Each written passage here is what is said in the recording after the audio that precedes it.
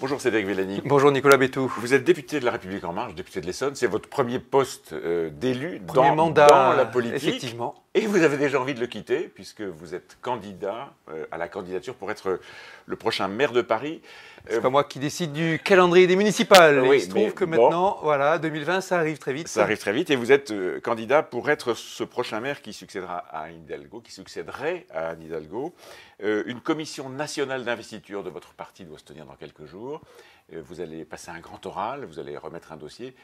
Qu'est-ce que vous allez dire pour convaincre que c'est vous le meilleur candidat pour La République En Marche ? J'espère bien que la conviction ne se fera pas juste au cours de cet oral de 45 minutes. Et pour moi, prouver, montrer qu'on est prêt, qu'on a tout ce qu'il faut pour être maire de Paris, c'est une action qui se mène pas seulement devant une commission, mais aussi devant les Parisiennes, devant les Parisiens. Et donc ça s'est commencé, qu'est-ce que vous faites? Et c'est bien pour ça que demain, jeudi, demain soir, au théâtre du Gymnase, j'organise ce grand meeting dans lequel il y aura l'occasion de présenter ma vision, ma méthode, de l'équipe, des soutiens et bref, un vrai meeting de campagne politique. Avec un slogan? Avec un slogan « Vivons Paris ». Oui, que tout le monde peut accepter et adopter au fond. Je veux dire, n'importe quel candidat. Quoi, qu'est-ce qui vous différencie? Quel va être votre axe principal pour porter votre candidature? Et tout d'abord, comme on le voit bien, il y a des parcours différents. Et il y a un parcours, le mien, qui ne ressemble pas à celui des autres candidats. Aucun doute. Parce qu'il y a l'école de la recherche qui m'a apporté de la méthode, de la rigueur, et il en faudra pour Paris, l'habitude de voir les choses en grand, et il en faudra pour Paris. Si on veut résoudre les problèmes de congestion automobile, les problèmes de pollution, tout ça, il faut le faire avec rigueur, avec détermination, avec planification. Bien sûr de l'écologie. L'écologie sera au cœur de mon programme et j'entends bien être le premier maire écologiste de Paris. J'entends un maire qui réalise réellement l'écologie. Et pour cela, il ne faudra pas se fier seulement aux idées et aux doigts mouillés, il faudra aussi beaucoup de rigueur. Alors, vous allez plancher devant cette commission nationale d'investiture, cette CNI dont on dit que, au fond, son avis est déjà fait. Son avis, c'est Benjamin Griveaux sera le candidat de La République En Marche. C'est Benjamin Griveaux qui a les faveurs d'Emmanuel Macron, le président de la République. Vous êtes dans les sondages, Cédric Villani, à peu près à égalité, Benjamin Griveaux. Dernier sondage, égalité. Bon, exactement à égalité.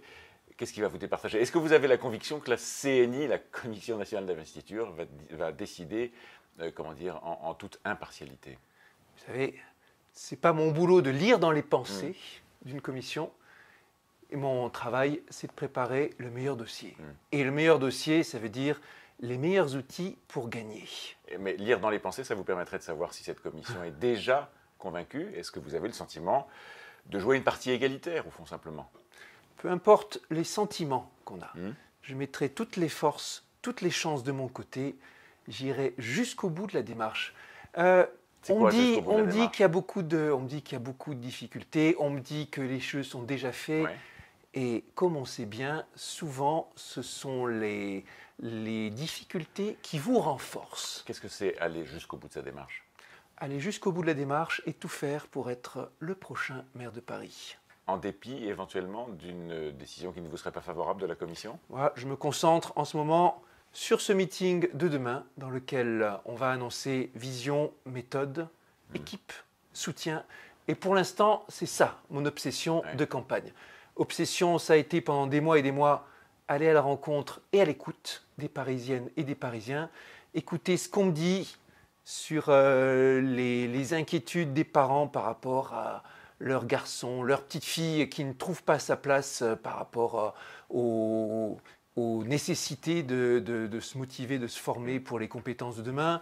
Ce qu'on me dit par rapport aux questions de chaussées qui sont devenues tellement chaotiques, tellement trouées qu'on ne s'y retrouve plus, par rapport aux flottes de trottinettes. Tout ça, ça a été mon obsession de ces derniers mois et c'est bien là-dessus que je me concentre. La vie locale, le terre-à-terre, ça n'a rien de péjoratif, le terre-à-terre, le terrain de la vie quotidienne des Parisiens et des Parisiennes. C'est pas très loin, mais c'est pas très loin de votre expérience à vous. Vous êtes chercheur réputé mondialement, vous planez dans des univers à peu près incompréhensibles à l'homme normal que je suis en mathématiques. Vous êtes loin devant les autres et là vous redescendez, j'allais dire sur Terre, ça vous va? Ça, c'est ce que certains essayent c'est l'image que certains essayent de me coller.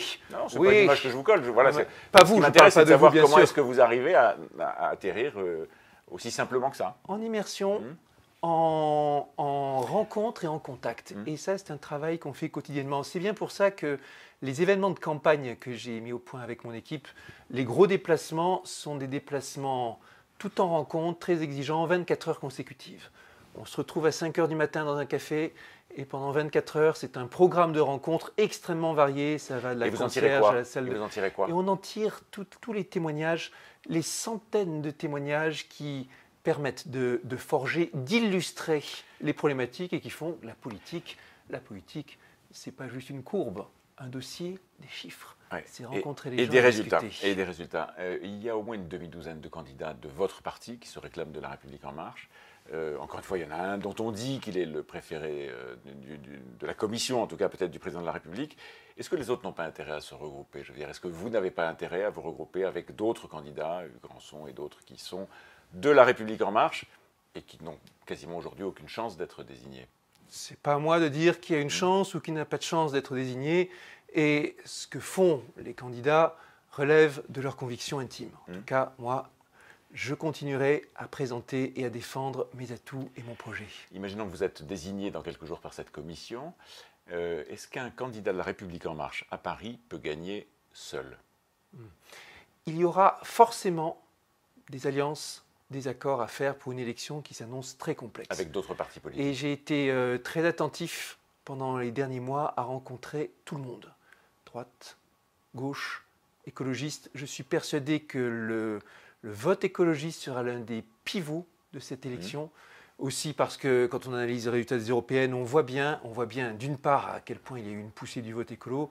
Et sur le plan national et à Paris, en effet, certains arrondissements ont très clairement basculé de ce côté-là. Et donc c'est cet électorat-là que vous allez chercher en priorité? Et même ce qu'on voit rien qu'en reportant les résultats des européennes, s'il y a un bloc PS-ELV, en reportant les résultats des européennes, on voit qu'il gagne l'élection. Et donc, il va clairement y avoir un enjeu écologiste dans l'élection qui vient.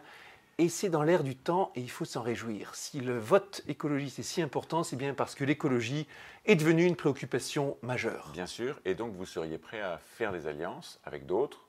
Moi, je suis ouvert aux alliances avec quiconque partage des mêmes valeurs de progrès, d'ouverture et en l'occurrence de dépassement des clivages. On n'a pas besoin de retrouver un Paris clivé, un bloc contre un autre, Est contre Ouest, c'est pas de ça qu'on veut.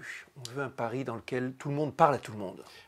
C'est un reproche en creux à Anne Hidalgo, c'est ça? Je pense que la municipalité actuelle a échoué à établir une bonne atmosphère de dialogue démocratique et également dialogue entre territorialités. C'est un reproche que beaucoup ont fait, et je le partage, d'un Paris qui ces dernières années s'est retranché au sein de son périphérique et n'a pas su dialoguer avec les autres, avec les voisins, pourtant si importants. On l'a vu tout récemment sur les questions de limitation de vitesse du périphérique, on l'a vu sur les questions de circulation pour les voies sur berge, on le voit sur les questions de pollution, et je suis persuadé qu'on a besoin de voir les choses en grand. Et l'expérience de l'élu de l'Essonne renforce ma conviction que l'avenir de Paris se joue en grand. Et l'avenir de Cédric Villani, peut-être maire de Paris, se joue dans quelques jours. Merci beaucoup. Merci Nicolas Bétou.